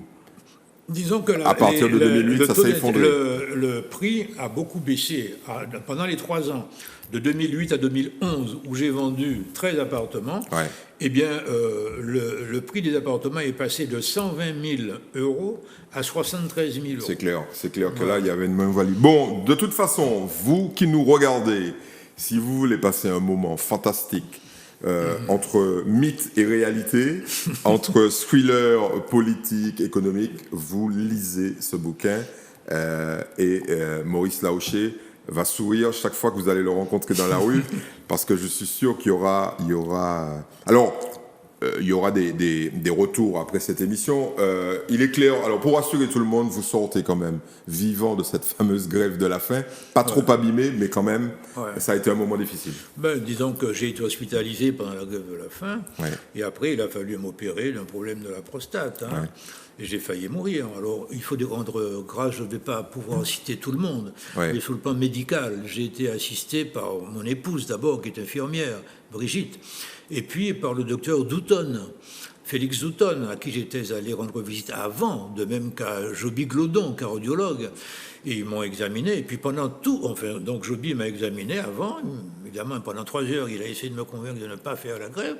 Et Félix Douton, pareil, mais Félix Douton est venu 3 fois par jour, pendant toute la durée de la grève, pour prendre ma température, ma tension, me faire parler, vérifier que je ne perdais pas la tête et que j'étais pas sur le point de mourir. Ce soir, on peut vérifier que vous n'avez pas perdu la tête. Hein, parce qu'il faut quand même rappeler, pour ceux qui se posent des questions, quel âge Maurice a aujourd'hui, après un parcours aussi long. Vous êtes de 41, donc ils vont faire le calcul. Et vous êtes toujours au top, apparemment. J'essaie de tenir la position, comme on dit. Bon, allons parler un petit peu de votre regard sur la réalité de la situation économique de la Martinique, d'abord. Ouais. Le dernier coup de boutoir qu'on a pris, c'est plus 9% sur le nombre de chômeurs au deuxième trimestre 2020, avec plus de 3400 inscrits supplémentaires. On a dépassé les 54 000 chômeurs. Vous voyez comment, là, les mois qui viennent? Eh bien, ils ne peuvent être que très difficiles, parce que d'abord, il y a le coronavirus, dans le monde du tourisme en particulier. Vous avez des compagnies, des multinationales d'assurance qui refusent d'assurer les gens qui quittent le Canada. Je connais des gens qui viennent tous les ans du Canada à la Martinique depuis des années, mais cette année, ils ne viendront pas parce que leur compagnie d'assurance leur a dit qu'elle ne les assurerait pas. C'est-à-dire s'ils sont malades, s'ils ont un accident, etc. Il n'y a pas de rapatriement. Donc ils ne viennent pas à la Martinique. Ouais. Donc ce problème de coronavirus est difficile du départ à l'arrivée, en quelque sorte. Et puis, il y a le fait que l'industrie touristique martiniquaise n'est pas armée pour compenser un certain nombre de crises, les crises de ce genre. Elle ou d'autres. Parce d'autres que également. Quand on voit ce qui se passe à Sainte-Lucie, à Barbade, toutes ces économies, dont plus de 60%, 70% du PIB est lié au tourisme, ces pays vont s'effondrer. C'est encore bien pire. Nous avons l'administration, nous avons tout le secteur administratif. Nous, c'est 6%. Voilà. Donc on peut se passer à la limite du tourisme. C'est même moins de 5%. Ouais. Mais on a tout le secteur public qui a beaucoup de défauts, mais qui a cette qualité-là de servir d'amortisseur lorsqu'il y a des problèmes. Ouais, on est aux alentours de 35% du produit intérieur brut. Ouais. Donc ça permet de tenir le choc. Le secteur public dépense plus de 65% du produit intérieur brut à la Martinique. Tout à fait. 70%. Alors, en termes de dépenses, effectivement. Ouais. Mais vous imaginez quelles conséquences sur la stabilité, la paix sociale? Je crois qu'on est entré dans un processus à la Martinique qui est un processus très difficile. Il va y avoir davantage d'insécurité. Il va y avoir beaucoup de jeunes qui vont partir. Il va y avoir un délitement de la vie publique. Disons que personne ne pourra plus parler à personne en étant pris au sérieux. Personne n'est plus pris au sérieux aujourd'hui. Il y a une crise d'autorité. Mais c'est pas lié au Covid, ça. Ça aggrave. C'est pas lié au Covid, mais ça aggrave les choses. Parce qu'on a tendance ces temps-ci à tout mettre sur le dos du pauvre Covid. Non. Ce qui se passe de fondamental aujourd'hui à la Martinique et qui se passe depuis près de 40 ans. On est tout le temps en train de mettre sur le dos de l'État le problème du chômage. Oui. Mais l'État n'est pas du tout responsable du problème du chômage. Évidemment, les charges sociales, les impôts, tout ça, ça compte. Oui, le cadre réglementaire est un peu... Oui, un peu lourd. Il est lourd. Un peu lourd, pour l'Hexagone comme pour nous. Oui. Mais l'instance qui est en charge d'organiser le développement économique de la Martinique, c'était le Conseil régional. Aujourd'hui, c'est la CTM. Que la loi à qui la loi demande d'organiser à chaque prise de fonction un projet avec tout le monde. En fait, à chaque fois qu'il y a eu une nouvelle équipe à la tête du Conseil régional ou de la CTM... Il y a eu un nouveau projet. Il y a eu un nouveau projet, exactement, mais une dissertation d'élèves de première année d'économie politique. Vous voyez que vous leur donnez encore des leçons. Mais c'est la réalité. Une dissertation sans objectif chiffré, sans date, sans état des lieux, très important, mais l'État, parfois, en fait autant. Bref, aujourd'hui, quel Martiniquais peut nous dire les objectifs du projet de développement économique, social, culturel, environnemental et international de la CTM? Mais allez au bout de la conclusion, parce que la réponse, on la connaît, il n'y en a pas beaucoup. Mais c'est quoi la conclusion? La conclusion, c'est que nous avons, depuis près de 40 ans, des dirigeants qui ne s'intéressent pas au développement économique. Et que ça conduit à une aggravation du chômage. Alors, quand il y a des facteurs exogènes comme le coronavirus, ça ne peut qu'aggraver. Est-ce que c'est lié à leur culture, à leur éducation? C'est un peu lié à la départementalisation, il faut le dire. Ouais. La loi d'assimilation de 1946 contenait une logique de revendication permanente, parce que c'était une promesse d'égalité au moins sociale, institutionnelle, etc. Promesse qui n'a pas été tenue. Et le ministre socialiste des Finances, dès 1946, avait dit ça, qui était M. André Philippe. Il avait dit on n'a pas les moyens de faire ce qui est promis dans cette loi. Et donc, tout le temps, les Martiniquais, ont été, à droite comme à gauche, ont été obligés de revendiquer. Alors, et ça a fini par créer une culture. Maurice, quand vous faites référence au ministre des Finances de l'époque, qui sort un mensonge absolu, quand il dit on n'a pas les moyens de tenir nos promesses, il nous relègue aux frontières de la République. Parce tout à fait. Mais c'était André Philippe. Bon, c'est lié à quoi? Est-ce que c'est lié à notre couleur? Oui, moi je crois que c'est en partie lié à notre couleur. Parce que vous le dites dans ce bouquin, vous dites j'ai bien compris que tous ceux qui étaient non blancs finiraient en marge de la société et souffriraient de discrimination. Vous vous rendez compte que vous, le libéral, proche de la droite, institutionnelle et républicaine, vous tenez un discours super gauchisant, là. Mais alors, c'est quoi être à droite? C'est quoi? Je voudrais bien. C'est ne pas être à gauche, déjà. Voilà, c'est ne pas être à gauche. C'est quoi être à gauche? Être à gauche, c'est revendiquer l'égalité, c'est revendiquer la fin des discriminations raciales. Le général de Gaulle n'a pas revendiqué l'égalité, n'a pas revendiqué la fin des discriminations raciales. Vous disiez tout à l'heure que Qui est-ce qui a décolonisé? Oui. Qui a colonisé d'abord, sous la Troisième République? Des socialistes. La gauche. Des socialistes. Voilà. Qui a désarmé la France dans les années 36 et qui a déroulé le tapis rouge au maréchal Pétain en 1940? C'est le Front populaire. C'est le Front populaire. Le maréchal Pétain avait sauvé la France en 14-18. Oui. Disons que c'était surtout les Américains et Clémenceau, le père de la victoire. En 14-18, c'était Clémenceau qui était classé à droite. Il a été célébré. Voilà. D'accord. Mais revenons à vous. Il ne faut pas prendre la fuite dès qu'on parle de certains sujets. Pas du tout. On parlait de vous. C'est vous qui avez pris la fuite, qui êtes allé voir les socialistes. Moi, ce que je voudrais comprendre, c'est comment quelqu'un qui est un libéral et qui ne s'embarrasse pas de problématiques, on va dire, existentialistes ou philosophiques, et qui est un pragmatique, d'ailleurs vous le dites, comment quelqu'un comme ça peut être convaincu qu'il y a un problème racial?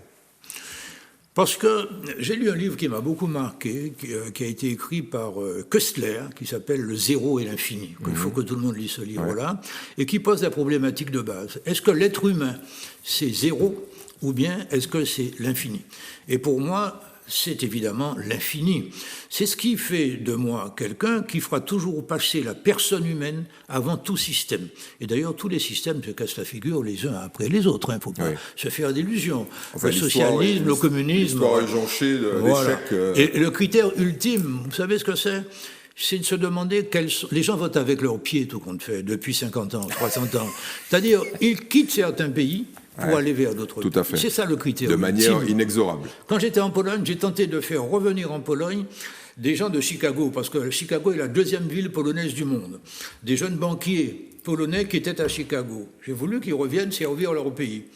Quand ils ont regardé mes propositions, notamment de salaire, et puis le genre de travail qu'ils feraient en Pologne par rapport à ce qu'ils faisaient aux États-Unis, aucun d'eux n'a voulu venir.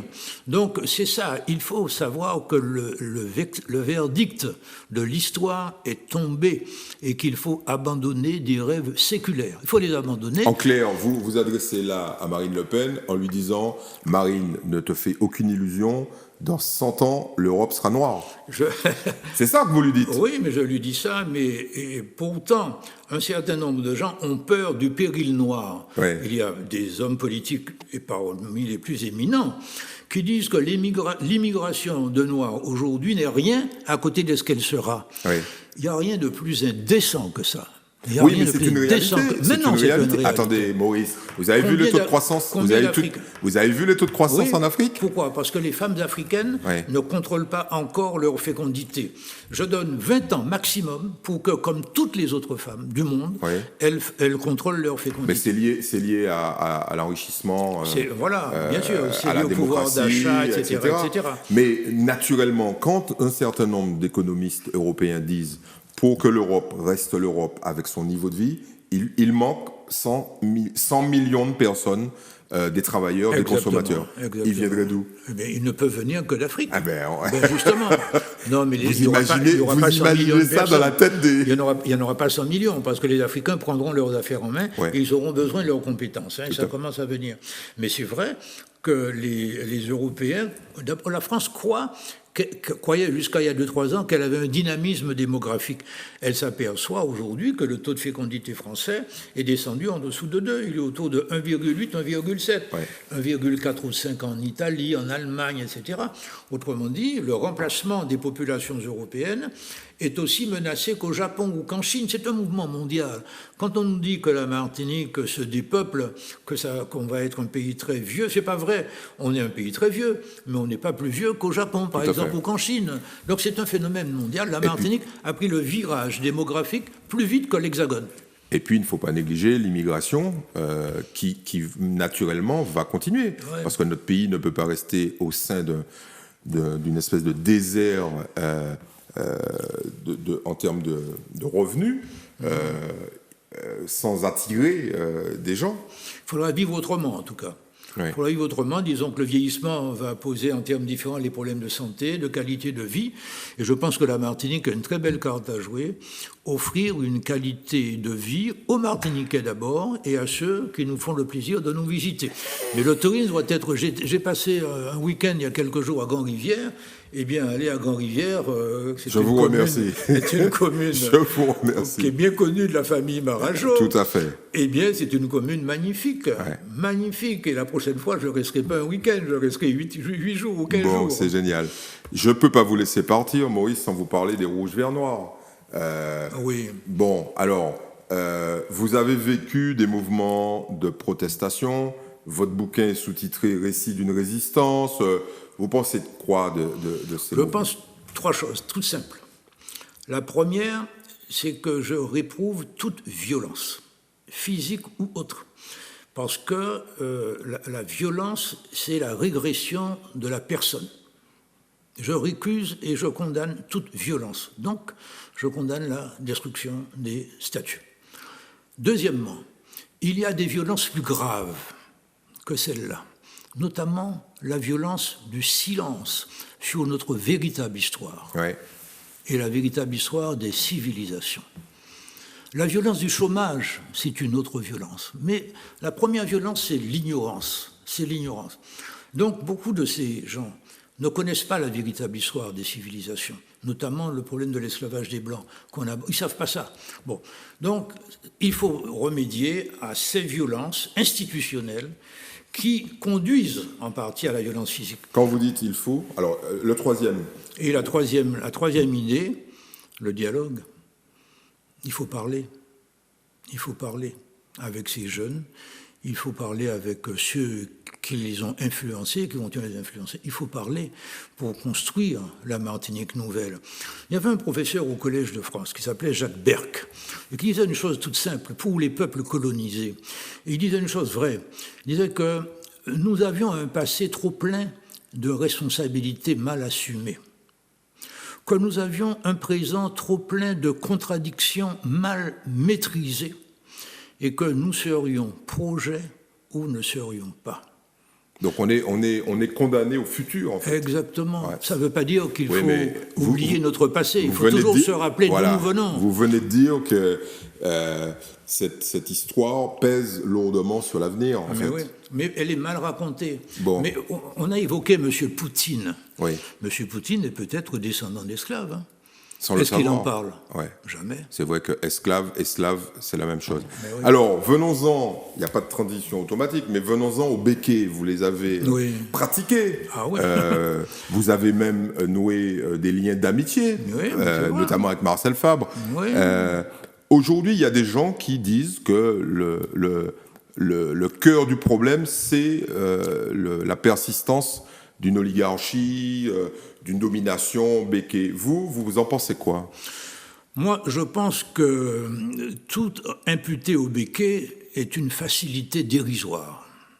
Parce que si, depuis 40 ans, nous avions utilisé toutes les compétences que la loi nous donne pour construire une autre Martinique, les béquets n'auraient pas la place qu'ils ont.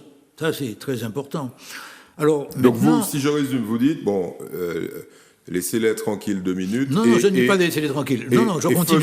Faisons notre... Faisons avec eux. Ouais. Mais il faut leur demander d'agir dans des domaines. Les béquets, comme beaucoup d'entreprises, ont toujours tendance à dire il faut que l'État, il faut que l'État, il faut que l'État. Moi, je suis tenant d'une stratégie où, entre Martiniquais, y compris les béquets, on sauverait, entre guillemets, la Martinique d'un certain nombre de problèmes de l'Hexagone. Je suis très ambitieux, et ça ne peut pas se faire sans les béquets. Mais c'est intéressant comme analyse, puisqu'on est à quelques mois d'une élection. Bien entendu. Eh ben, moi, vous revenez, Maurice? C'est une thèse que je défendrai avec un certain nombre d'amis. Oui. Ah, vous êtes en train de nous dire que vous serez candidat? Je ne serai peut-être pas candidat, mais je soutiendrai une équipe, j'aiderai une équipe. Incontestablement. Parce que vous avez encore des choses à dire. J'ai des choses à dire et à faire, mais bien entendu, tant que mes yeux ne sont pas fermés, je continuerai. Bon, là très clairement, parce qu'on a vu ce soir, à mon avis, il n'y a aucun doute sur le fait qu'on va encore vous entendre. On va entendre parler de moi. Bon. Mais ce qu'il faut demander, que quelqu'un, moi j'ai connu des gens qui avaient 30 ans, 35 ans d'ancienneté dans la même entreprise et qui gagnaient le SMIC, c'est inadmissible. Là, il y a une vraie révolution à opérer. Il y a une révolution à faire. Ouais. Et c'est ce qu'il faut demander à ceux qui sont chefs d'entreprise, béquets ou pas, parce qu'il n'y a pas que les béquets, que les chefs d'entreprise. Plus un certain nombre d'autres choses. On peut améliorer du jour au lendemain la qualité de la vie. Je donne un exemple fort simple. La semaine de 35 heures sur 4 jours. Oui, vous étiez déjà partisan depuis fort longtemps, partage du exactement, travail. Depuis fort longtemps. Mais je ne dis pas qu'il faut diminuer le nombre d'heures de travail. On peut garder les 35 heures, mais ça peut être fait sur 4 jours. Et vous changez la vie de toute une famille. De toute une famille. Très bien. Ça fait partie de très nombreuses idées que vous avez développées à l'époque. Depuis de longues années. De longues années. Je rappelle qu'on a évoqué que l'élection de 92, mais vous avez été à nouveau candidat, cette fois-là avec d'autres chefs d'entreprise, dont Marcel Osnard. Oui, c'était sur une liste politique avec Pierrot Petit. Oui, bien sûr, avec Pierrot Petit. Mais vous étiez les leaders de la société civile. Voilà, bon. Maurice, merci beaucoup. On n'a pas fini, puisqu'on a un petit quart d'heure de chronique, on va appeler ça rapidement de chronique, ou en tout cas de citation. Alors, tous les livres que je vais vous présenter sont en vente à la Librairie Antillaise, qui est notre partenaire dans cette émission. Alors, évidemment, vos avocats ont déjà beaucoup parlé. Voilà le livre qui va causer de nombreuses mises en examen de Maurice Laouché pour diffamation. Bon, en tout cas, absolument fabuleux. Puisqu'on a l'impression qu'en Martinique, il ne se passe jamais rien. Vous connaissez le truc. Quand les gens vont lire ça, ils vont se dire c'est pas possible. Ça ne peut plus arriver en Martinique. Mais oui. Et c'est arrivé. Alors, le bouquin que je veux absolument, Maurice, ça c'est pour vous, Une histoire du monde en 12 cartes. C'est fabuleux. C'est la lecture de Jerry Broughton. C'est la lecture, en fait, de l'ensemble de l'histoire mondiale à partir simplement de cartes. C'est de la géopolitique, mais c'est extrêmement riche. Mais c'est un voyage que je vous invite à mener. Alors ça, c'est un bouquin terrible. Les Fillettes Lalo, La Fillette Lalo de Géry Létang et Dominique Batraville. Fillette Lalo en Haïti, c'est l'équivalent des Tontons Macoutes, mais en version féminine. Je n'en dirai pas plus, c'est un livre qui vous scotche carrément. Et voilà l'histoire aussi de la Caraïbe. Alors, Barbara Jean-Élie, ça vous dit quelque chose, ça, Barbara Jean-Élie, puisqu'elle a été une grande amie. Une amie qui est une amie à vous, rédactrice en chef d'ATV. Tout à fait. Des grands débuts. Partie de la première équipe. De la première équipe de 93. La Vierge et le dictateur. Alors là, ça se passe sur un caillou Le caillou, de temps en temps, on se dit, bon, c'est peut-être Haïti, mais c'est peut-être aussi la Martinique. Il y a un dictateur et un petit groupe de rebelles qui vont ébranler le pouvoir. Et derrière, il y a de l'amour. En fait, c'est un peu la chronique de nos réalités vues à travers le roman et l'écriture parfaite de Barbara Jean-Élie. À lire.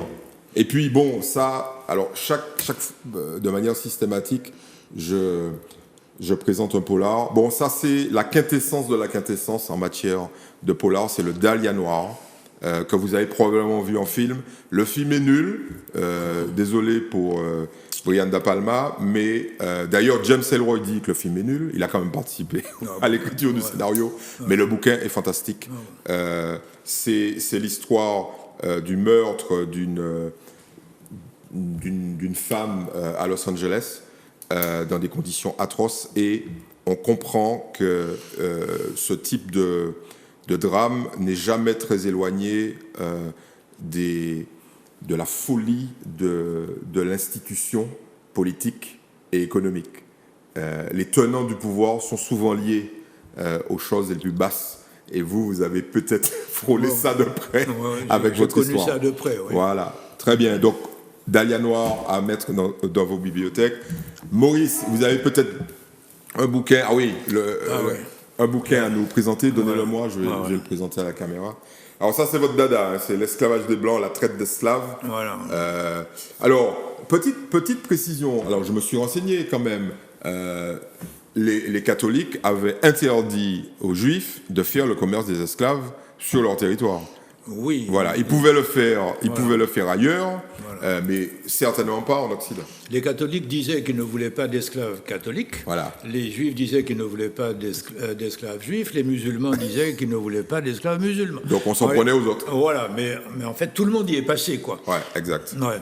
C'est une tare de l'humanité. De l'humanité, exactement. Voilà. Et la Renaissance est largement bâtie sur la traite d'êtres humains. Tout à fait. Ouais. D'ailleurs, Monsieur Tali, que j'ai reçu, a des ancêtres blancs qui ont été esclaves en Algérie. Voilà, on le rappelle. Bon, alors, Monsieur Laouché, merci beaucoup. Merci. Félicitations à nouveau. Merci. Et puis, si vous avez un procès en diffamation, vous m'appelez, on va faire quelque chose. On va travailler ensemble. Exactement. Mesdames, Mesdemoiselles, Messieurs, merci de votre soutien, merci de votre fidélité. Je rappelle que cette émission, vous pouvez la voir sur Zouk Télévision le dimanche soir à 20h, mais vous pouvez la revoir le jeudi suivant à 22h et le samedi suivant à 10h du matin. Et surtout, vous pouvez, pour ceux qui sont adeptes d'Internet, aller la voir sur YouTube et sur Facebook. Merci beaucoup, à bientôt. Au revoir.